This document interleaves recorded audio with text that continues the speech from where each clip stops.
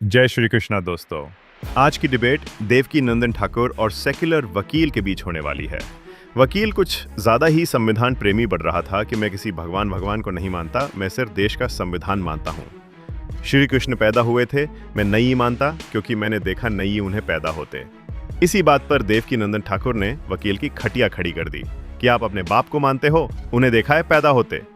चलिए देखते हैं डिबेट में आगे क्या होता है, और साथ में अच्छी लगे तो लाइक और कमेंट जरूर करना। चैनल पर पहली बार आए हैं तो सब्सक्राइब करना ना भूलें। धन्यवाद। चलिए शुरू करते हैं। नहीं, पहले तो आप ये बताओ, आप इस बात को मानते हो कि नहीं कि भगवान श्री कृष्ण पैदा हुए? बिल्कुल, जब दुनिया में आए तो पैदा हुए। नहीं हुए कि नहीं? हाँ बिल्कुल पैदा हुए। आपसे पूछा ही नहीं, आप क्यों बोलते हो बीच में भाई? अभी मैं हाथ जोड़ रहा हूँ, जब तक सामने थोड़े पैदा हुए उनसे वो तो मान रहे हैं, वो तो मान रहे हैं। एक मिनट देखिए, प्रॉब्लम यह है कि जब आप बोलते हैं तो मैं नहीं बोल रहा हूँ, और जब वो मुझसे पूछ रहे हैं तो मुझे जवाब देना ही पड़ेगा। हाँ प्लीज। अब प्रश्न भी मुझसे ही संबंधित है कि भगवान श्री कृष्ण आए कि नहीं आए, आए तो कितने साल पहले आए, आए थे, लेकिन कितने हजार साल पहले आए वो, जब सब मैं अभी बताऊंगा। अरे मैं ही बताऊंगा, मुझसे ही संबंधित है क्वेश्चन। जी जी बिल्कुल। आप ये बात मानते हैं कि नहीं कि भगवान श्री कृष्ण प्रकट हुए? मानते? आप अपनी बात कही। अरे मुझे आप बताओ, सही प्रकट हुए कि नहीं? आप कह रहे पैदा हुए प्रकट हुए, दो चीज हो गई ना। पैदा होना प्रकट होना दोनों अलग अलग। मैं बताता हूं, भगवान कभी पैदा नहीं होते, भगवान हमेशा प्रकट होते हैं। भगवान श्री कृष्ण कंस की कारागार में अष्टभुजा रूप में वहां पर प्रकट हुए, देवकी वसुदेव के सामने प्रकट हुए हैं, और 5,500 वर्ष पहले प्रकट हुए, द्वापर युग के अंत में प्रकट हुए। अभी कलयुग चल रहा है, कलयुग का प्रथम चरण चल रहा है, और प्रथम चरण से पूर्व में जब द्वापर युग एंड होने वाला था, तब भगवान श्री कृष्ण 5,500 वर्ष पहले प्रकट हुए, देवकी के सामने, वसुदेव के सामने चतुर्भुजी रूप में प्रकट हुए। और जहां आज आपकी ईदगाह है, वही कंस का वो कारागार था जहां देवकी और वसुदेव को रखा गया था। ये सिर्फ आपकी काल्पनिक और आस्था की बात है। मेरी बात सुनिए, मैं आपको प्रमाण दे रहा हूं। इनकी आस्था है, इनकी आस्था मैं आस्था के इनकी आस्था है, आपकी आस्था है, लेकिन पेपर के एतबार से हिस्टोरिकल 2,500 साल पहले काफी पेपर तैयार हुआ, तो 5,500 साल की खबर आप पर कैसे आई? मेरी बात सुनो, देखो बीच में इनको बीच में मत छोड़ो, नहीं तो मेरी बात रह जाएगी। आपने कभी भागवत का अध्ययन किया है? भागवत पढ़ी आपने कभी? नहीं पढ़ी।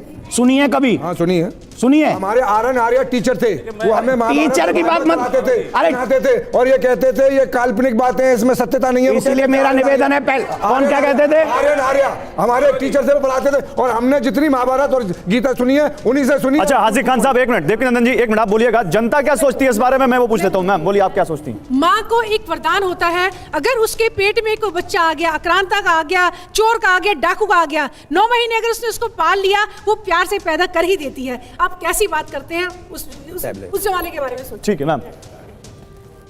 वो तो कह रहे हैं मस्जिद अक्सा पर तो आपकी श्रद्धा है, मस्जिद अक्सा को तो आप मानते हैं, आप तो यहाँ नहीं रहते हैं और हमारे धन के बारे में प्रश्न उठाते हैं। हम नहीं मानते मस्जिद अक्सा को, हम नहीं। आप इनको यहाँ को खा जाएंगे। मस्जिद हम तो कानून को मानते हैं, झगड़ा चल रहा है। ठीक, एक मिनट। भारतीय संविधान नहीं।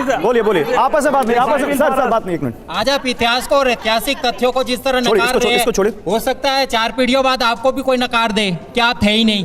ठीक है, चलिए। ऑब्वियस है।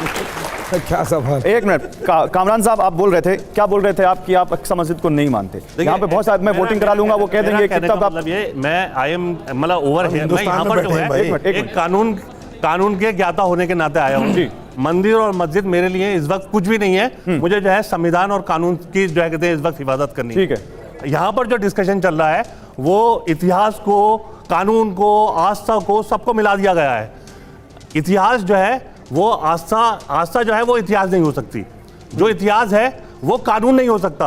आप इतिहास को जो है एविडेंसेस के तौर पर जो है कहते कोर्ट के अंदर पेश करेंगे, तो क्या आप जो है कहते केस जीत जाएंगे मंदिर का? किसी भी हाल में नहीं जीतने के। आप जो है बाबरी मस्जिद को केस नहीं जीत पाए। एक मिनट, जितने भी केसेस हैं, मैम प्लीज रुकिए ना, वो बोलने दीजिए उनको। जितने भी केसेस हैं इस वक्त पेंडिंग, मस्जिद और मंदिर से जाके विवादित, सबके अंदर जो है जो एविडेंसेस हैं, जो ओरिजिनल एविडेंसेस हैं, उनको अप्रिशिएट किया जाएगा। बाबा क्या कह रहे हैं? एविडेंस कैसे मिलेगा कामरान साहब? एविडेंस कैसे मिलेगा? एविडेंस जो है आपके जाके रिकॉर्ड के अंदर होते हैं। नहीं, अगर किसी के एविडेंस रिकॉर्ड में नहीं है तो वो एविडेंस कैसे मिलेंगे, मैं आपसे पूछ रहा हूँ।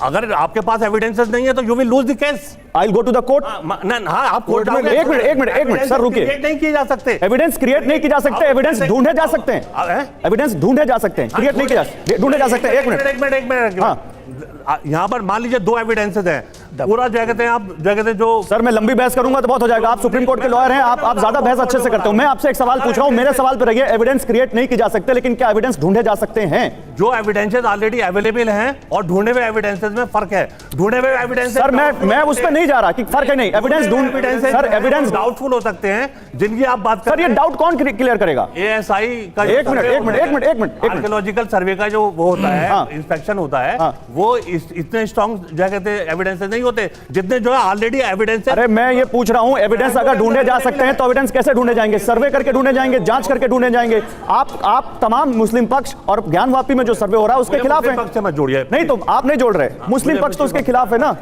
बाबरी मस्जिद जब खुदाई राम मंदिर की जब शिलान्यास हो रही थी, उसको भी कुशीनगर एएसआई के सर्वे को इलाहाबाद हाई कोर्ट ने कहा, एएसआई ने कहा हाई कोर्ट में कि कुशीनगर जैसा अवशेष मिल रहा है, बौद्ध स्थल मिल रहा है, तो आपने बौद्ध स्थल क्यों नहीं दे दिया? जिस तरह से आप कह रहे हैं कि स्वामी प्रसाद कह रहे हैं कि 20,000 मंदिर बौद्ध स्थल है, तो उसके दे दिए केदारनाथ धाम को। देवकी नंदन जी जवाब दीजिए। मतलब स्पेशली भाई साहब जो बोल रहे हैं, बहुत अच्छी रणनीति है ये कि इनको आपस में लड़ा दो। अब ये राजनीति का सवाल नहीं है, ये जेन्युइन सवाल है। महात्मा बुद्ध यहाँ पैदा हुए, भारत में पैदा हुए, पूरी दुनिया में फैल गए, और उसको आप खत्म कर रहे हैं। मेरी नाम बता रहे राजा का। अरे हमारी बात सुनो। राजा ने तोड़वाया नहीं। अरे हमारी राजा शशांक ने 8वीं शताब्दी में राजा शशांक ने 20,000 बौद्ध मंदिरों को तोड़वा के हिंदू मंदिर बना दिया। ठीक है, आप लोगों ने अपने फैक्ट रख दिया, आप उनको बोलने नहीं दीजिए। इतिहास है, इस इतिहास को आप क्यों फुलाना चाहते हैं? अजील साहब आपने बोल दिया ना। देखिए बात ऐसी है कि व्यक्तिगत तौर पे मैं किसी भी कथावाचक को, बाबा को, संत को, किसी भी इंसान को आंखें बंद करके उसके पक्ष में खड़ा नहीं हो जाता। हमारे लिए व्यक्तिगत तौर पे, मेरे लिए पर्सनली, जो इंसान, जो संत, जो भी नेता, जो भी अभिनेता, जो भी इंसान यहाँ पर हमारे सनातन धर्म के पक्ष में खड़ेगा, हम उसके साथ खड़ेंगे ही खड़ेंगे। अगर मान लीजिए लेट्स फॉर एग्जांपल के देवकी नंदन जी अगर हमारे सनातन धर्म के बारे में अच्छी बात कर रहे हैं या उनके पक्ष में कुछ अच्छा बोल रहे हैं, तो डेफिनेटली मैं उनके पक्ष में खड़ूंगा। हर किसी को उनके साथ उनका सहयोग करना चाहिए। लेकिन अगर यही देवकी नंदन जी हमारे धर्म के बारे में, हमारे सनातन धर्म के बारे में कुछ बुरा बोलेंगे, कुछ उल्टा बोलेंगे, कुछ उल्टी बात बोलेंगे, तो 110% हम इनके अगेंस्ट हो जाएंगे। ये कोई बात ही नहीं है कि अगर ये देवकी नंदन जी हैं, अगर ये गलत भी कहेंगे तो भी हम इनको फॉलो करेंगे, अगर ये सही करेंगे तो भी इनको फॉलो करेंगे। आप बात देखेंगे, क्योंकि हमारे लिए महत्वपूर्ण बाबा, संत या किसी गुरु का होना नहीं है। हमारे लिए हमारा धर्म सर्वश्रेष्ठ है, हमारे लिए हमारा सनातन सर्वश्रेष्ठ है। देखिए सबसे बड़ी मजेदार बात यह है कि यहाँ पे एक सुप्रीम कोर्ट का बंदा बैठा है कि वो शायद सुप्रीम कोर्ट का वकील है। बड़े हंस के, बड़ा प्रफुल्लित होके, वो बड़े टॉन्ट वाले, ताने वाले तरीके में उसने कहा कि मुझे तो पता नहीं, क्योंकि मैं वहां पे था नहीं, मैंने भगवान श्री कृष्ण को वहां पे पैदा होते हुए देखा नहीं, इसलिए मुझे कुछ पता नहीं है। मैं कुछ कह नहीं सकता कि यहाँ पे भगवान श्री कृष्ण पैदा हुए थे या नहीं हुए थे। भाई पैदा होते हुए तो तूने खुद को भी नहीं देखा होगा, तो क्या तू पैदा नहीं हुआ? पैदा होते हुए तो तूने अपने बाप को भी नहीं देखा होगा, तो क्या आपके पिताश्री भी नहीं पैदा हुए? तो नास्तिक होते हैं ना, लॉजिक वाले बंदे, इनके पास हर चीज का जवाब यही होता है, हमने कौन सा देखा है, तो हमें तो पता नहीं इस बात का। भाई दुनिया में बहुत चीजें ऐसी हैं जो तुमने नहीं देखी, तुमने अपने आप को पैदा होने का जो प्रोसेस था वो भी नहीं देखा, तो मानते हो उस चीज को या नहीं मानते कि आपके जो माता पिता हैं वो आपके माता पिता ही हैं? क्योंकि आपने वो प्रोसेस भी नहीं देखा, तो आपको पता है उस चीज का, उसको भी तो मानते हो। तो उसी तरह इस डिबेट में देवकी नंदन जी हमारे धर्म के साथ, हमारे कृष्ण के साथ, हमारे सनातन के साथ, हमारे इतिहास के साथ खड़े हैं। वो उनके पक्ष में बोल रहे हैं, वो उनके लिए बोल रहे हैं, तो हमें भी उनका सहयोग करना ही पड़ेगा इस चीज में, इसमें कोई दो राय नहीं है। लेकिन वो लोग जो सामने बैठे हैं वो तो इस चीज को इतिहास ही नहीं मानते, वो इस चीज को भी काल्पनिक ही बोलते हैं कि ये तो काल्पनिक है, ये तो कहीं सुनी बातें हैं आपकी। उनके अकॉर्डिंगली कृष्ण नाम का कोई इंसान या भगवान हुआ ही नहीं। वो एविडेंस मांगने लग जाते हैं, सबूत मांगने लग जाते हैं। कितनी हास्यप्रद बात है ये। हमारी जगह, हमारा देश, हमारा संसार, हमारी जमीन, हमारे लोग, हमारा भगवान, और हमारी जगह के ऊपर हमें ही साबित करना पड़ता है कि हमारे भगवान भी थे। और अगर यही सवाल, यही बात इनके मजहब के ऊपर उठती है तो इनको एविडेंस की कोई जरूरत नहीं है, क्योंकि वहां पे सब कुछ संपूर्ण है, वो चीजें साबित हो चुकी हैं। चांद के टुकड़े हुए थे तो वो मानते हैं, जो चीजें हुई हैं इनका इतिहास है, लेकिन हमें साबित करना पड़ेगा। सबसे बड़ा पॉइंट तो ये है, बुरा मत मानना, सच्चाई है, कड़वी लगेगी, बहुत जोर के लगेगी कोई लोगों को, लेकिन ये सच्चाई है कि बाहर से आए लुटेरे, ना तो उनका देश, ना उनकी जगह, ना उनका भगवान, ना उनकी जेल, और ना ही उनकी मस्जिद, ना ही उनका मंदिर। बाहर से लोग आए, उन्होंने लूटपाट की, यहाँ पे कब्जा किया, अत्याचार किया, कन्वर्शन किए, इतना कुछ करने के बाद आज वही लोग उनकी ही जनरेशन है ये लोग, जो हमसे ही सवाल कर रहे हैं। हमारे घर पे आके हमारे ऊपर कब्जा करने के बाद हमें ही उनको प्रमाण देना पड़ रहा है कि ये हमारा देश है और ये हमारी जगह है और यहाँ पे हमारे भगवान थे। इतनी हास्यप्रद बात है, मुझे कभी कभी लज्जा आती है इन चीज़ों को देख के, सोच के, इनके ऊपर विचार करके। अब इसमें गलती किसकी है? हमारे इतिहास की, हमारे लोगों की, हमारे लॉ एंड ऑर्डर की, हमारे नेताओं की, या हमारे ही लोगों की? अब ये तो जग जाहिर बात है कि ताली कभी एक हाथ से बचती नहीं है। आपका इन सब के बारे में क्या विचार है? कमेंट सेक्शन में बताइएगा। वीडियो को लाइक कर दीजिएगा, चैनल को सब्सक्राइब कर लीजिएगा। मिलेंगे नेक्स्ट वीडियो में, तब तक के लिए जय श्री कृष्ण। इस तरह तुम वीडियोस देखते हो बेटा, सब्सक्राइब क्यों नहीं करते? इस बार जरूर करना, बहुत पुण्य मिलेगा।